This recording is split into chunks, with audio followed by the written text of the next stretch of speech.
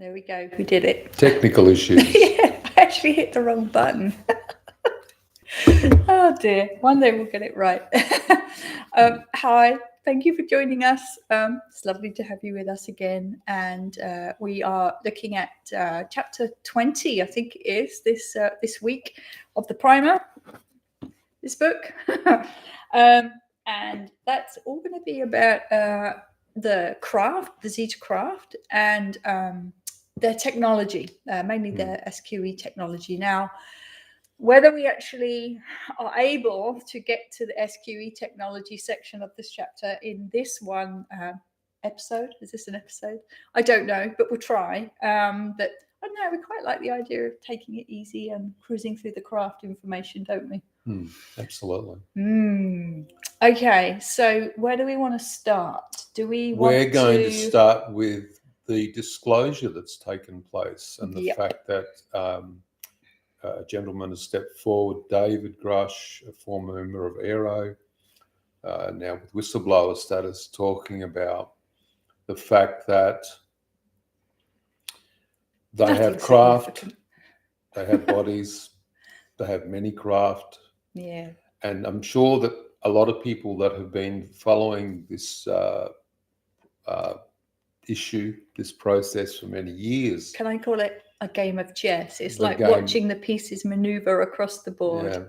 Yeah. Have already in their own minds worked out that craft exist and beings exist. And of course, for all of the older abductees and the people that are contactees, this validates on so many levels the experiences that you've had.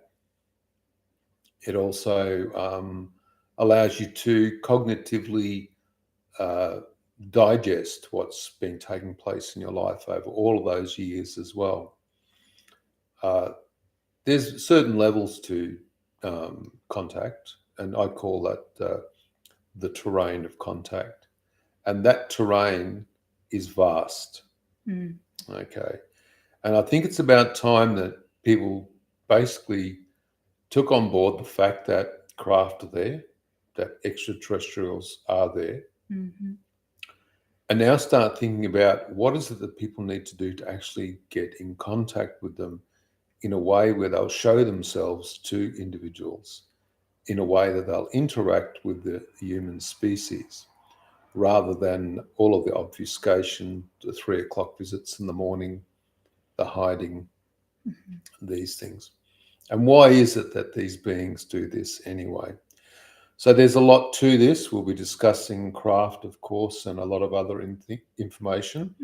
But if anybody does have a question, just feel free to type in any questions about disclosure or extraterrestrial contact, and we'll be quite happy to discuss that today. Now, we have at least 60 questions based around craft and technology. And so this is going to be a short show. Is it really? I was joking. I'm so Is joking. that, are they just closed answers? Are they like yes and no? I don't think so. If I was on the other side of the screen, I think I'd have 100 questions about this subject. Oh, I always do have 100 questions. Yeah, I think the more we learn, the more we don't realise we don't know. With our contact with the Zetas over the many years, we've stated all the time, there'll be levels of disclosure from humans. Yeah. It'll be all over the place, but there'll be no disclosure from the extraterrestrial races. And this is a loaded situation.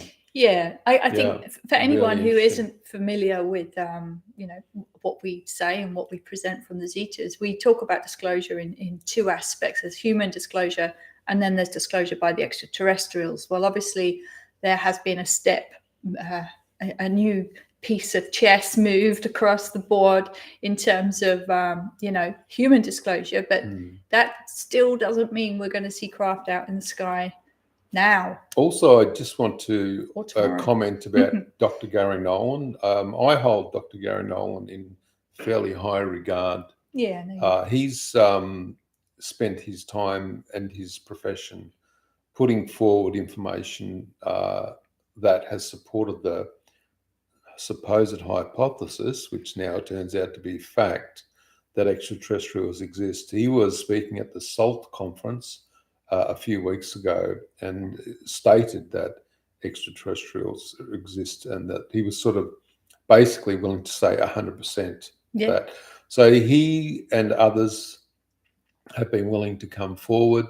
What's interesting is I really believe now that a lot of other people will go, okay, this is it. It's all happening. And we'll get to the situation where enough people come out and we'll be going, okay, so it's great. It's happened. And now what? I would like Greer's conference that he organised many years ago. Remember when he had all those really 400 to 500 military people come forward as they did in the past? I'd like that to be taken seriously now. I mean, people did take it seriously, but not the people that needed to take it seriously. Well, there was nowhere for them to go with that information.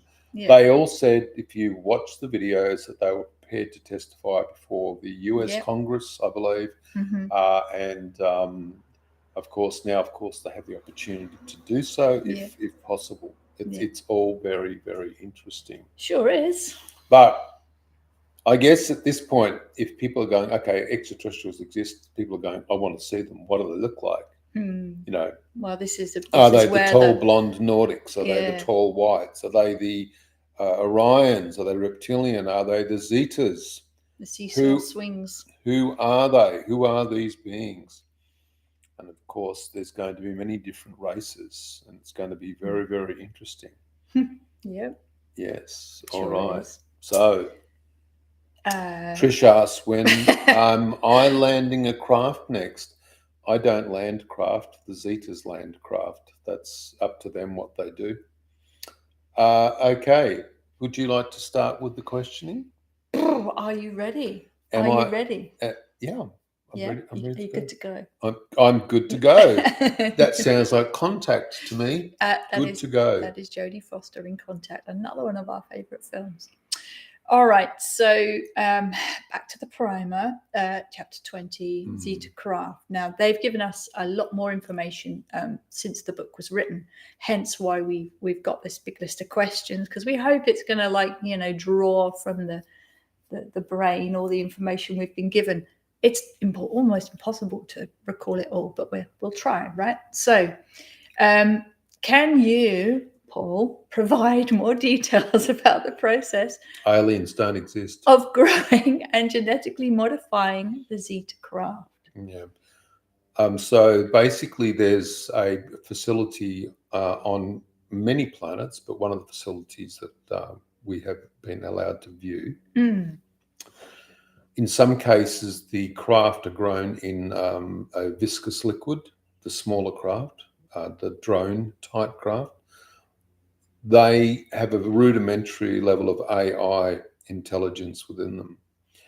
Other craft, bigger craft, have the skeletal structure with the biological matter that's placed over the skeleton of the craft, and it is grown by the aid of nanotechnologies. And then, of course, the embedded technologies are then placed within the craft as well, such as the nanotech, the telepathic amplification devices, the geometric shapes and symbols, the propulsion systems, the gravity, anti-gravity stuff, the dematerialization. The Zetas described the craft as sentient beings. Actually, they confirmed recently that some of their craft they refer to as the IA technology. That the inanimate animate. Yeah, which was really interesting, sort of crossing over to technology a bit there. Well, do you want to talk about AI? No, you can. One of my favourite subjects, AI, because I believe that AI has a massive role to play in the very near future, according to the Zetas as well. So there's a lot of information that we have about AI and the future of AI. All right, I'm going to move on. Okay. How do the craft interact with the consciousness energy of the universe to obtain their energy, sustenance and energy, given that they are biological entities? I can only give you an analogy that if a person has a pacemaker, then there's physical devices that are used to control the beats of the heart. Yeah. Now, there is the ability to embed technology into humans, of course. A lot of people have different types of technology in them, whether it be a stainless steel hip or a ball joint or whatever it is that you've got in your knee. And so the craft also have the capacity using technology to draw in and then create a level of I don't think that there's words that exist. This is the problem with this. I'm seeing what they're showing me, but I'm not able to put Universal words to energy? A bit you could say that, you but could liken it to. I think that they're words that humans make up. I understand that, but maybe that's the best analogy we can come up with. Like when we send Reiki, it's a universal life force, but what actually is it? Has anyone even stopped to really stop and think and consider what it actually is? I wonder if it's the same sort of. I'll ask them. Yeah, ask them, of course. And I mean, do the craft have batteries? I don't believe that they need them. That's the other thing. When we've seen some of these smaller craft with the drone type technology, they have smaller versions of the propulsion technology on them. So I think that they've been described as anti-gravitic drives. I'll take your word for All that. right. So, all right. I'm not a scientist. Don't pretend to be. Tell me about their telepathic communication. How does that work for a craft? So basically, the amplification of the thought process is a requirement for the children of the race because they have not fully developed their telepathic ability. Mm-hmm. In saying that, the adults also utilize the amplification devices, which are something akin to, you would say, towers or cellular towers or whatever. But the towers have the ability to repeat or send forward information. The craft also have the technology in them that allows it to receive and understand and also apply telepathic information and imagery to beings as well as humans. And we know this because often when a human is aboard a craft, they'll be given a narrative, and the narrative is projected into the human's mind. And in doing so, the human is given a screen memory. How is it possible for them to communicate over horrendously vast distances that we can't even comprehend? Because thought has no speed limitation. Ooh, okay. I'm getting the look. What are the biological barriers around the craft designed to prevent? Maybe you could sort of start off by explaining about those biological barriers. I'm wondering if they're talking about the domes. Possibly. Yeah. Go on. The domes. So if the craft is landed and then there's a dome placed over the craft, and I think that you may have heard about some domes from the Skinwalker Ranch that they've encountered as well, and Rendlesham. Yeah, in the UK. If you don't know that one, look at it. And the domes create a different space-time compression inside the environment. Also, the domes create a level of protection for the craft as well, so that they can sit in a dematerialized state inside the domes. That's the only thing I can really understand about that question. I'm not sure what it's alluding to in regards to the dome, I guess. So that question that we've got hasn't been that clear. So we'll just go on to the next of the 60 questions. What about the frequency of the craft? That's to hold its own space-time compression, right? that. Yeah, but okay. So when you're saying the frequency of the craft, you've got to allude to something. What specific area are you talking about? Why do people report getting burnt and affected by being too close to a craft? Yeah, because the craft are radiating, or the frequency of the craft is such that it's like being next to a microwave or an irradiated process, and your cellular structure will then represent that by trying to resonate at the same frequency, and in doing so, you'll end up being burnt. There's a question from Trisha. Can a hybrid communicate with a craft via telepathy? Firstly, there would need to be an understanding by a hybrid on how to contact the craft. Secondly, the craft and the occupants of the craft would have to give permission for the telepathic process to continue on, knowing that the human mind is quite often busy and full of other information. I guess this comes back to the point that people seek lights in the sky all the time. And if you're telepathically communicating with a craft, and that craft is telling you we're from planet X or race X, that you should then say to the craft, could you come a little bit closer so that we can actually get a better view? I mean, obviously they're able to outrun, outmaneuver, outfly everything. So you would expect at that point that they would come closer. They definitely are watching what's going on in regards to disclosure, but whether that then triggers an event that causes disclosure from extraterrestrials, I believe hasn't yet been decided.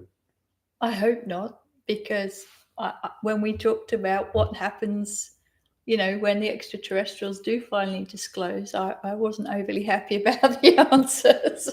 Oh, that's okay. Yeah. Anyway, going back to the craft, what about the symbols? Can you tell us more about the symbols? You have actually just mentioned them. What do the symbols mean inside the craft? Interesting thing about symbols is, if you think of, I don't know, have you ever seen those little chrome geometric, like a keychain, and you can change them around, or you get those puzzles. There you go. They're puzzles, and you've got to try to unlink something, but you've got to move certain things to get it that way. Well, the craft have the same type of technology embedded in them. And the reason is because only the occupants that have been trained in the craft know how to actually utilize the geometric shape structure, its multidimensional shape, and then activate certain things, which is a protection mechanism for the craft as well, knowing that only the trained occupants can actually control the craft. Now, people go, you could just get in there and tell it to start, like press the button. The craft would just create a compressed environment. The mist would occur. The person would then believe that they were holding something in their arms, and they have no idea what's going on. There you go. So, yeah, interesting. We know craft can change the patterns of their light, and they can come in and out of visibility. How do they do that? Well, firstly, the human eye has a very limited visual spectrum. Yeah. Yep. So what happens is when the craft are emitting light source, they're able to holographically represent themselves as anything as well. And I've seen them do it. They can represent themselves as any physical vehicle on this planet. So you could be looking outside and see a car sitting out there, and it's actually not a car at all. Okay, but what's the clue that it's not a car? Because obviously when we look outside and see cars parked up and down the road. Yeah, well, I guess you could go along and... You could poke them. Yeah, no, you can't do that. But the thing is upon proper visitation from a race and craft, you'll often see an accompaniment of other vehicles and orbs with the craft as well. So a person may state that they saw 3 orbs come into the form of a craft, or a craft turn into 3 orbs. I've seen this up close, where one very large orange orb came into the house and lit the room up, while this room? Yeah. while two other orbs holographically represented themselves as other vehicles. And what happened? Well, I realised what was going on and just walked over to the window and had a look, and they just disappeared straight away because they realised that they were being observed. Yeah. All very exciting. Okay. Wave shifting. Remember about wave shifting? They talked about wave shifting and how it allows craft to interact with the energetic field. That makes sense to you? I'm not sure about that. You're going to have to go into trance and speak to them about that. Yeah, I think we'll actually skip over that. What role does the craft's intention play in invoking? No. We'll save that for the next sitting. Next one, yeah. All right, you want the next one? Yeah. All right, can you explain further how the folding of the fabric-like matrix enables the craft to hop between states and cover large distances almost instantly? Yeah.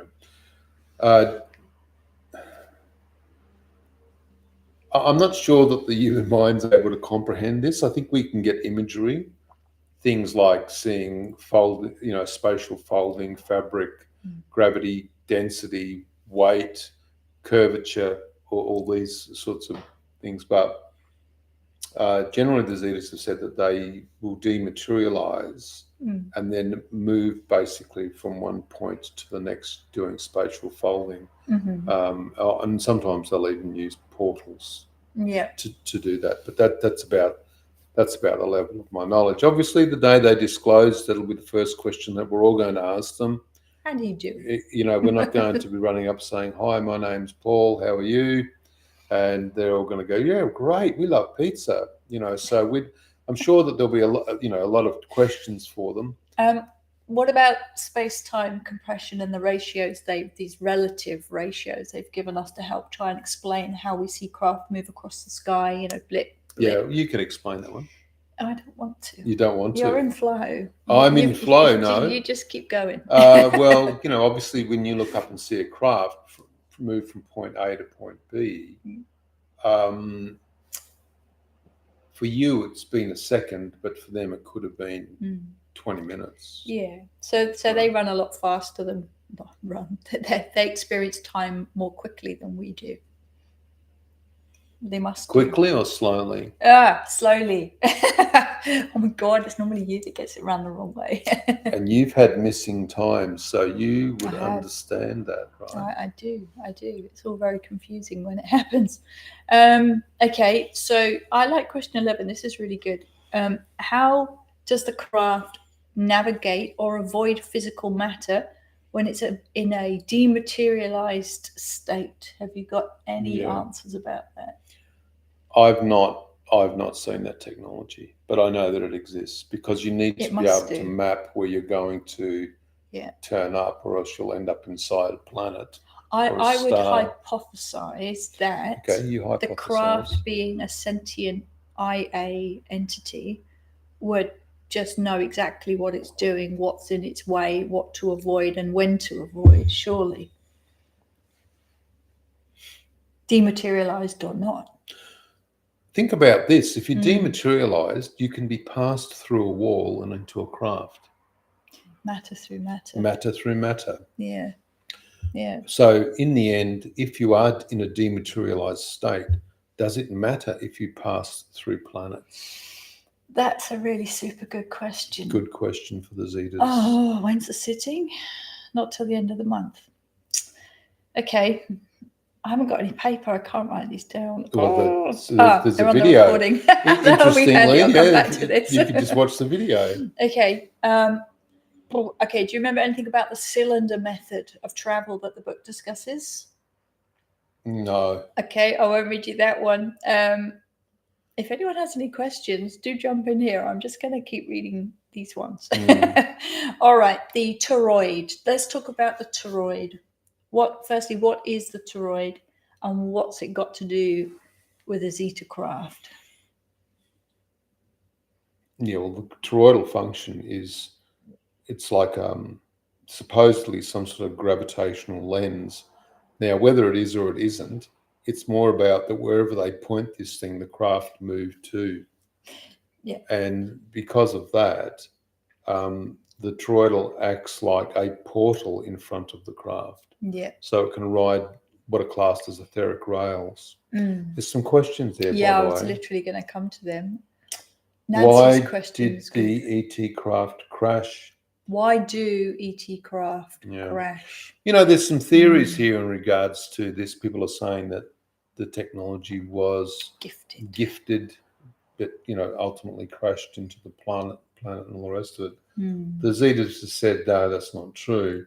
They're designed to travel at faster than light speed on these rails on that you've rails. just mentioned. Then when they come into the Earth's atmosphere, trying to travel at much slower speeds, often dematerializing or moving in and out of bodies of water as USOs, their capacity to actually be stable is significantly disrupted. Yeah. And I would suggest that that's got a lot to do with the current levels of RF and EMF that are on planet. Well, I was just about to. I don't suppose if a craft had landed or crash landed last week, we'd know much about it on the news unless somebody had actually seen it and managed to get the information up on YouTube or something before YouTube got rid of it. But generally speaking, we only know about crash sites from decades and decades ago, don't we? So, Roswell and Trinity and God knows what else. But I guess my point is that they experience the passing of time in a different way to us. We know the Zeta technology is far superior now than what it was even 10 years ago. Yeah. Imagine how far the craft have come on from, say the 40s, 50s and 60s to now. It would be probably a totally different kettle of fish, wouldn't it? So there'd obviously be different craft types. So I do we hear less about crashed craft sites now because the technology, their technology is far superior than it was back then? Or do we just not hear about craft crashing these days because of all the cover up that would immediately annihilate that information from the internet? Well, you don't know. We don't know. Yes. You don't know. But you would just make an assumption that even as motor vehicles have improved in their technological value or advantage, that they're able to navigate much more difficult terrain, vehicles, cars, and so you would have to make some level of assumption that craft also always technically improving as well. Having said that, accidents do always happen. Accidents happen. I'm not sure about accidents happening. I think that sometimes, yourself, when you go somewhere, you can sense a field. And sometimes the field can be stronger in one place than it is in another. Well, it depends on whether the field has been created by what technology as to what that field then produces in the fabric of the environment. Okay. All right. So there's a difference between, say, a HARP technology or an EMF technology than there would be if there was an explosion in the atmosphere as well. Well, that would be unexpected and... so it would cause a wave, wouldn't it? There's another question coming up for them. I'm so going to be asking them about that. All right, where are we at? What number? There you go. Can you elaborate? Can you elaborate on the safety concerns that prevent physical contact between Zetas and humans? What are the specific risks or dangers involved for both the craft and the humans? You can answer that one. Why don't I'll say it to you? Why don't ET just walk up, ring the doorbell, and say, "Hi, I'm here"? A whole variety of reasons. A, they don't want to be met with a shotgun. B, they don't want to cause harm to the human, i.e. the human just blacks out, hits the floor, hurts themselves. But probably more so than those reasons, would be C, that the Zetas do not like to be observed, because in the act of observation, it changes them. So if you've ever come across somebody and you get a gut feeling, and you know, the way somebody speaks to you affects you, imagine that amplified 1 billion times. And the Zetas just don't want to take that on board. They actually undergo training to interact with humans, unbelievably, or actually believably. And despite that training, they still do not wish to be observed. And so I think, I can't blame them. No, I don't blame them either. There's a question there. Can the Zetas simulate a universe? They could simulate a part of a universe if they can take a copy of it or an image of it and place it into synthetic quantum environment. You wouldn't know that you were in a SQE. You would think that you were in a universe. Yeah, you literally wouldn't know the difference. You wouldn't know if your, you know, lounge room was an actual SQE. You actually weren't in your lounge room anymore if they didn't want you to know. It's that sophisticated. Imagine the, I don't know, sounds a bit silly to say it, but the holodeck, you know, from Star Trek, it can be an absolute identical replica of the space that you know intimately, and yet you would not have any clue that space wasn't your space, and unless they wanted you to know that it wasn't your space. Isn't it? Yeah. So okay. There's a lot of questions. The thing is when imagine what about your psychological construct? So you've come in contact with a being who resonates at a different frequency. Now your mind is grounded in the Schumann frequency. You come across another being, and of course you heterodyne in some way to create a point of connection telepathically. The being may need to, as spirit people do, come down in frequency, and you will need to go up. But where does that leave your construct? Where does that leave you psychologically? Will you be stable in your attempt to accurately navigate the terrain of contact? We can talk about that in regards to a human cannot tell the difference between a screen memory and reality. Yeah, not unless they want you to know. Yeah. If they want you to know, you'll know when you're ready to know. That's right. Yeah. Yeah. So the conversation in the future is going to be, okay, the extraterrestrials exist. How do we communicate with them? And some people will say that they know how to communicate with extraterrestrials, but I would suggest that you may know how to communicate with a race, but not all races are going to be the same. So there's going to be a lot of confusion come about as people make assumptions about contact and contact with extraterrestrials. Yeah. I think I put we were asked earlier on today what we thought of a particular race, and I put an answer in our Facebook group, the same name. But essentially people need to realize some common sense kind of information about extraterrestrials or aliens. You know, they're not all the same race. They don't all have the same agenda. Just because they're a different vibration, perceived higher vibration from humans, doesn't mean that, you know, they're all friendly and they all want to be our friends. You know, there's a lot of assumptions made by humans, and humans need to start thinking about extraterrestrials as multiple different races with multiple different agendas, multiple different ways of contacting, connecting, procedures, protocols, all manner of different things, rather than just one species. You know, if you think about humans across the planet, how many different cultures are there? How many different ways are there to say hello? I mean, take that as the most basic form. If you were from a race looking at our human population on Earth, how would you pick the right way to say hello? You've witnessed that those people over there doing it like that bit there, and they're doing that. And have you even recognized what they're doing is even a way to say hello? So, you know, we need to do the same for them. Where are we up to? There's a question, I think, in the chat, but I can't quite In read the it. SQE, you are not in your physical body, or is that a copy thereof? When people astral travel, they can move out of their physical body into an astral environment.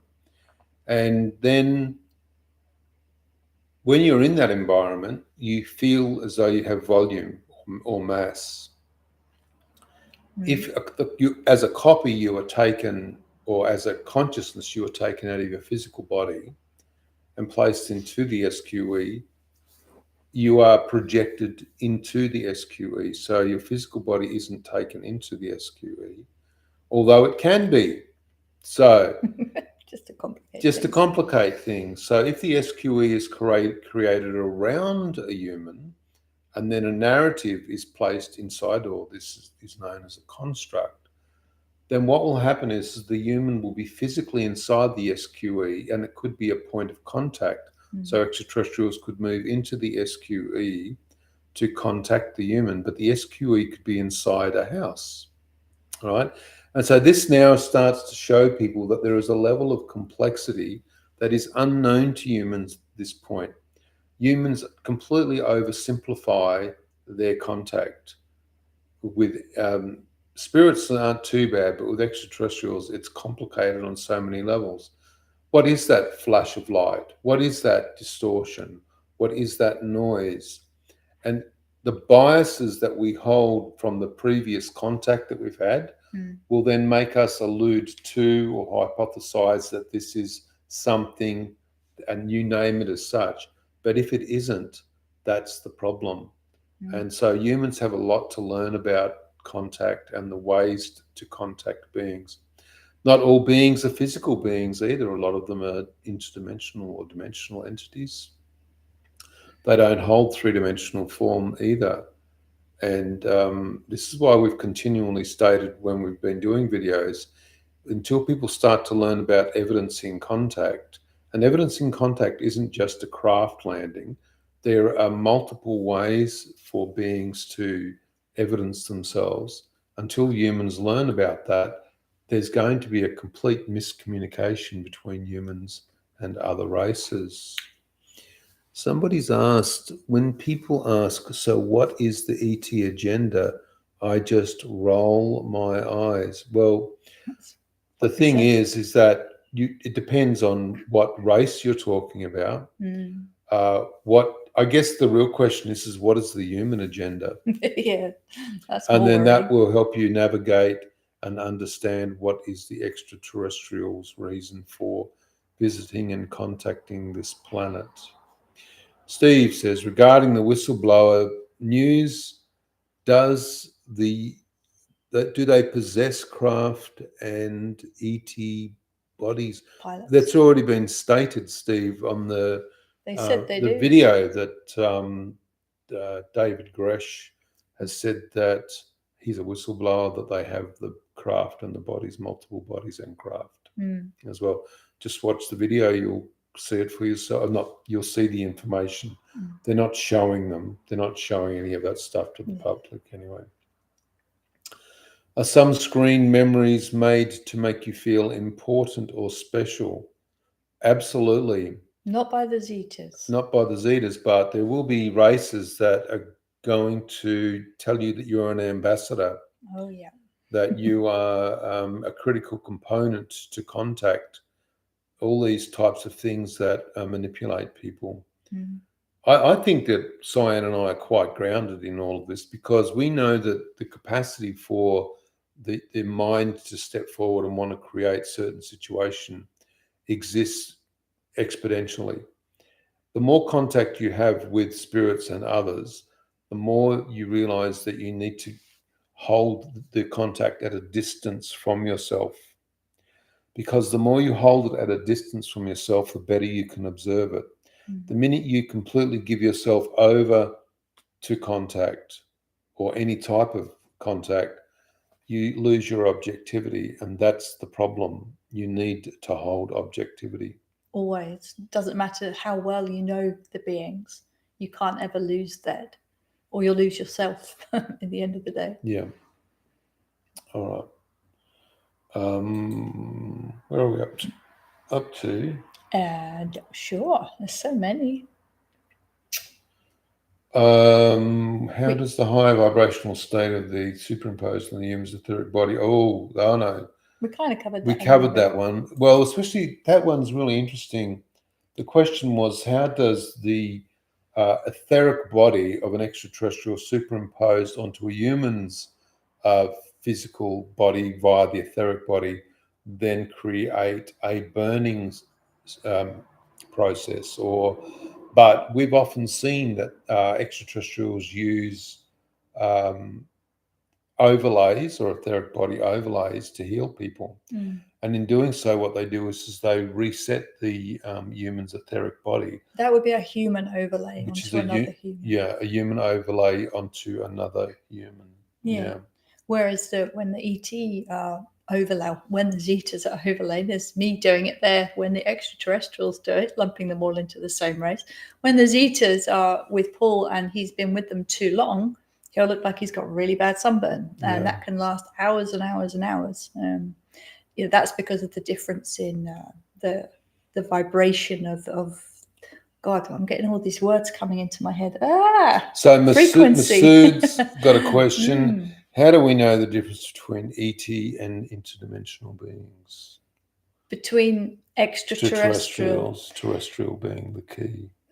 Well, the terrestrial being, extra, obviously not of this earth, but those that hold 3D form. Well, this is a really complicated question, because if you're an interdimensional being, when you are within your own dimensional framework, you may have the perception of volume if you choose to have it.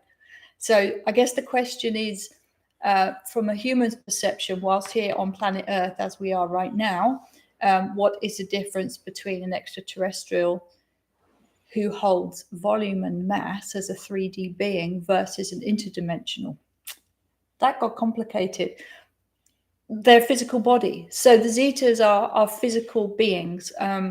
They hold physical form in the same frequency as humans. So if they were to come here in their craft and land and get out, we can see them.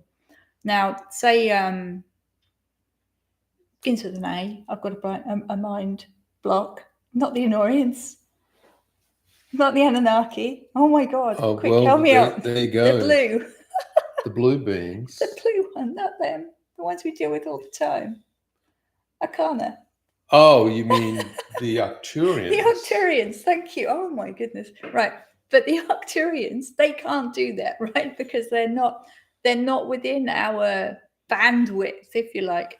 So in order for an Arcturian to come here and be seen, they'd, if they wanted to, and they don't, as far as we are aware, and that's what we've been told, they would have to lower or decrease their vibration, their frequency, in order for us to be able to see them. Same for their for their bodies. Their bodies to us don't exist here, although they exist for themselves here. In order for us to see them physically, they'd have to slow themselves right down. What about spirits? So you can relate this conversation to spirits. Yeah, I mean, spirits are, they're of fifth dimension. Okay, so they're, as far as we are concerned, spirits can also materialize in a three-dimensional space using a physical body. They can. They can also communicate. You need to caveat that though. They can also communicate with humans through clairvoyant and clair abilities as well, because the human container has within it the spirit component, which also has access to the communication abilities of spirits. But for a spirit to materialize, well, then you need to have a look at something like ectoplasm. That's right. And so generally spirits can only materialize when there's somebody human around to actually see them, which kind of obviously makes sense, that why would they bother if they couldn't? But if the person, they would utilize the ectoplasm of the person, regardless of whether they're a medium or not, to some degree, to be able to show themselves. So it's all interesting points there. I mean, as far as spirit people are concerned, when they're in spirit realm, they have volume. They feel just like we do here. But of course, generally speaking, when we see them, they don't look solid. But when they see us here, we look translucent to them. So this whole, interdimensional, extraterrestrial, 3D, 5D, 4D, whatever D number you want to choose, it's all a matter of your perception in which vibrational state you're in at the time. Okay. These dimensional frameworks just don't work anymore. They exist. They exist, but they don't. Not the frameworks. Yeah, the beings. The beings exist, but this whole 3 to whatever number D you want to make it, it really is just a way to provide a framework for conversation. Yeah, absolutely. Yeah.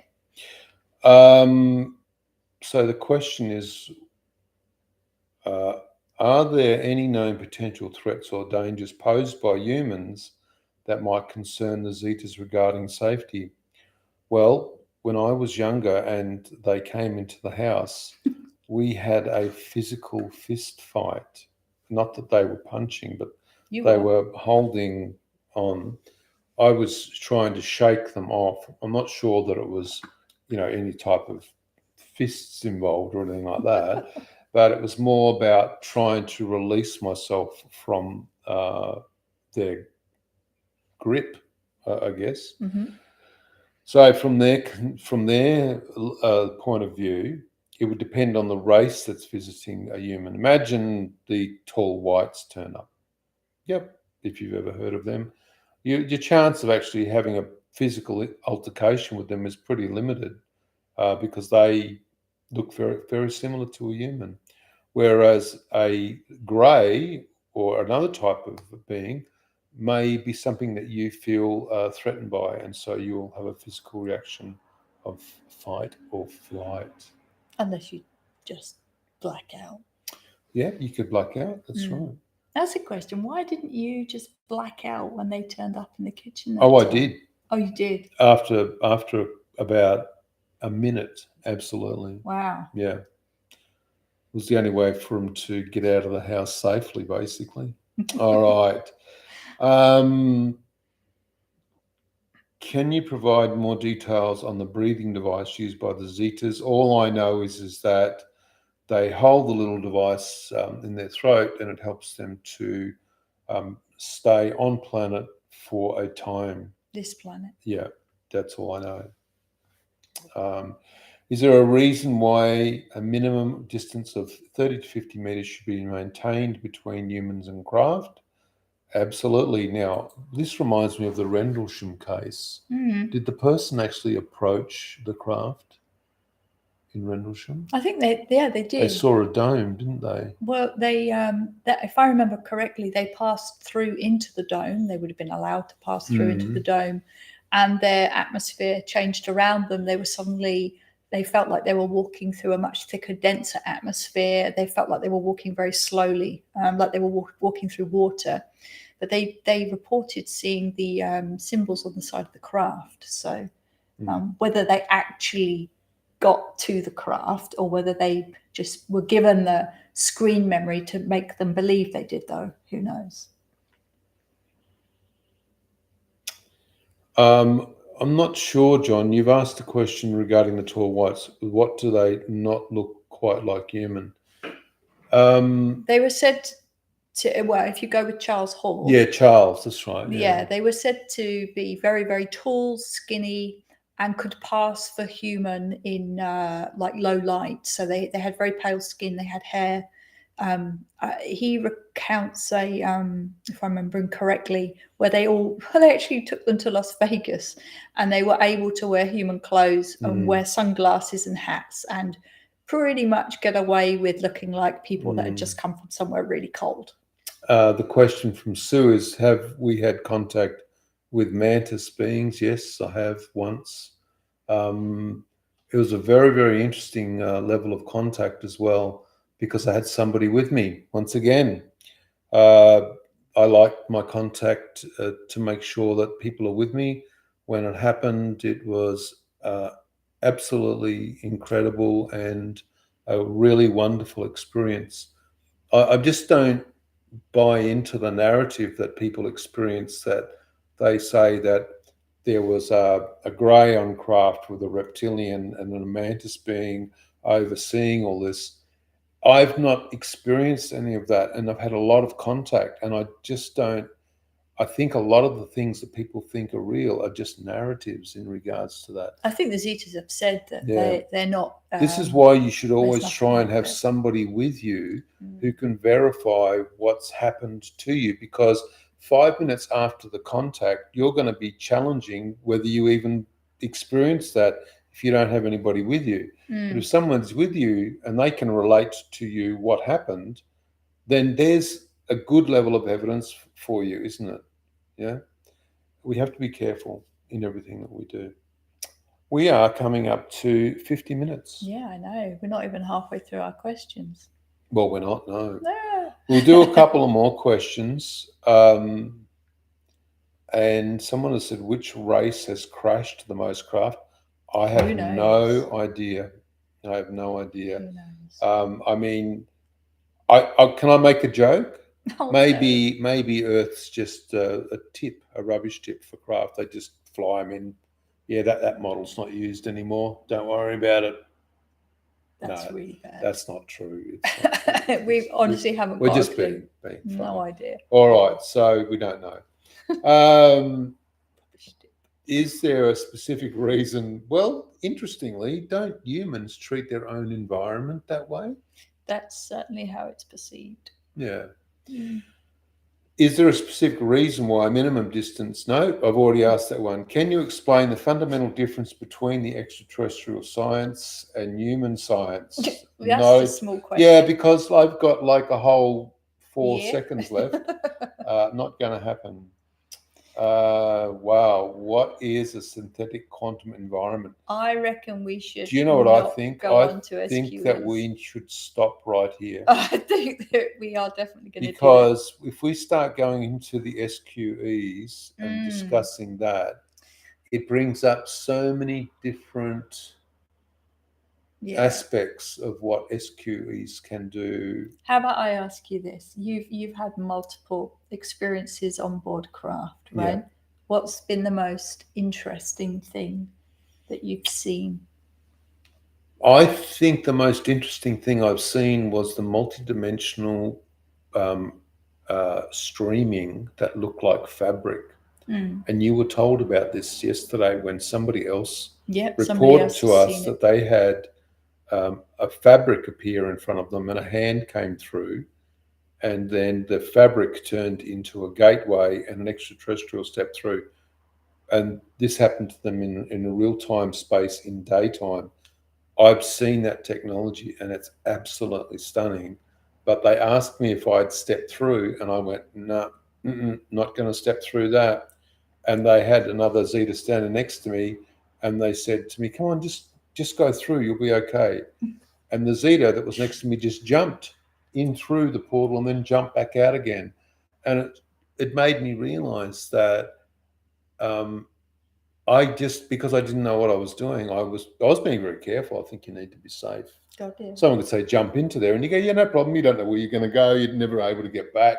That's the problem. Are you jumping onto a different timeline, into a different state, a different frequency? You just don't know. So, but to hear other people talk of that in their own contact experiences and how technology is utilized in contact is really interesting as well. All right. I was thinking you've had multiple craft landings as well, and experiences of the dome that was talked about for Rendlesham and all these other sites. On the website under the testimony section, if you scroll down, there we have a scientist who was working with Paul for a number of years. He's retired now. He wrote an article about what he experienced with the dome during a series of sittings down in near Sydney a couple of years back. Actually, it's more like 10 years back. But you can read more about that experience, which is directly related to the craft, because of course the dome is over the craft. I was thinking, what else? There's other lots of things you resources? can Yeah. read. There's the gateway document that you can read. Well, relating to craft, there's the photograph of where the craft landed in Sydney. That's on the website as well. You can see that. We do have other photos and we have audio recordings of craft coming down as well, but Yeah. we don't show those on these YouTube channels. We save that for when we actually Let's wait speak to for people everybody in else to person. do it first. How about that? Yeah. Let's wait for other people to disclose their information first. Yeah. Yeah.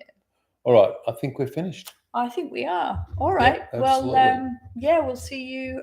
Let me talk about next week just quickly whilst I remember. Next week we are going to do same time, I think, Different but day. Friday. So it'll be one day later, depending on where you are. If it's Wednesday night where you are, it'll be Thursday night. So, all righty. okay. We'll see you all soon. See you later. Bye-bye. Bye.